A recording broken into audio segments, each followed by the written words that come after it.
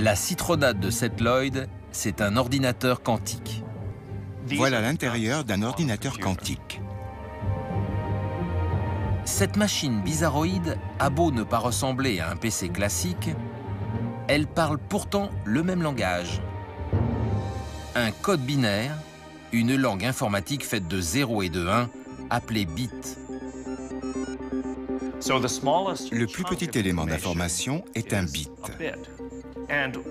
Dans le principe, un ordinateur décompose l'information en éléments encore plus petits et les manipule à toute allure.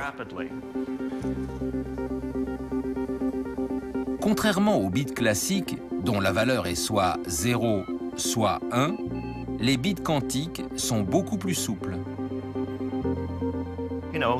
Disons qu'ici, on a des bits. Ici, 0 et là, 1. C'est une information. Mais si c'est à la fois ici et là, on a un bit quantique, ou qubit.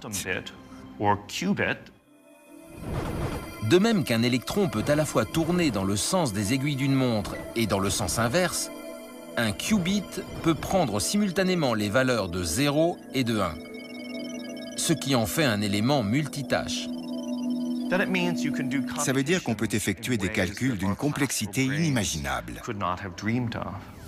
En théorie, un qubit peut être n'importe quel élément qui se comporte selon les lois quantiques, comme un électron ou un atome.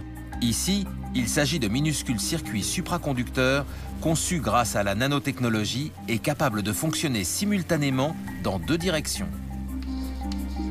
Comme les qubits sont multitâches, notre puissance de calcul pourrait exploser de façon exponentielle si on parvenait à en faire travailler plusieurs ensemble à la résolution d'un problème.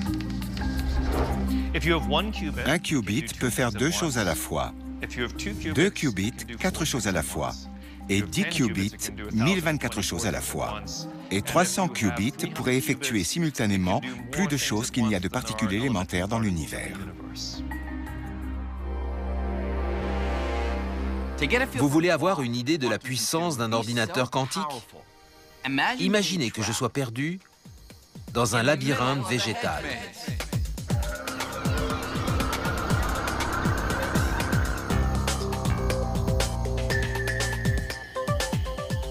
J'aimerais trouver la sortie le plus vite possible. Mais les possibilités sont innombrables et je suis obligé de les essayer une par une. Cela veut dire que je vais me retrouver dans des impasses, finir dans des cul-de-sac et tourner là où il ne fallait pas avant d'avoir un coup de bol et de trouver la sortie. En gros, c'est comme ça que nos ordinateurs résolvent les problèmes.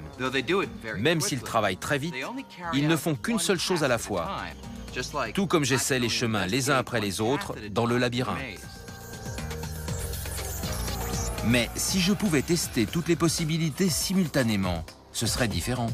C'est un peu comme ça que fonctionne un ordinateur quantique.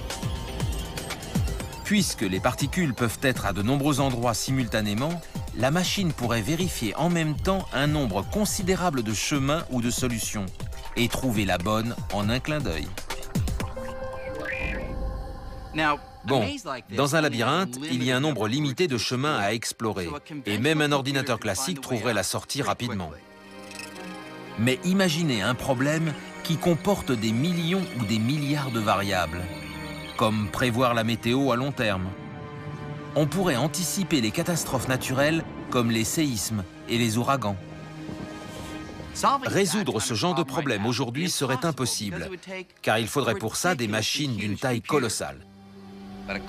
Mais un ordinateur quantique pourrait faire le travail avec seulement quelques centaines d'atomes, et le cerveau de cet ordinateur serait plus petit qu'un grain de sable. Nous savons de mieux en mieux exploiter la puissance du monde quantique.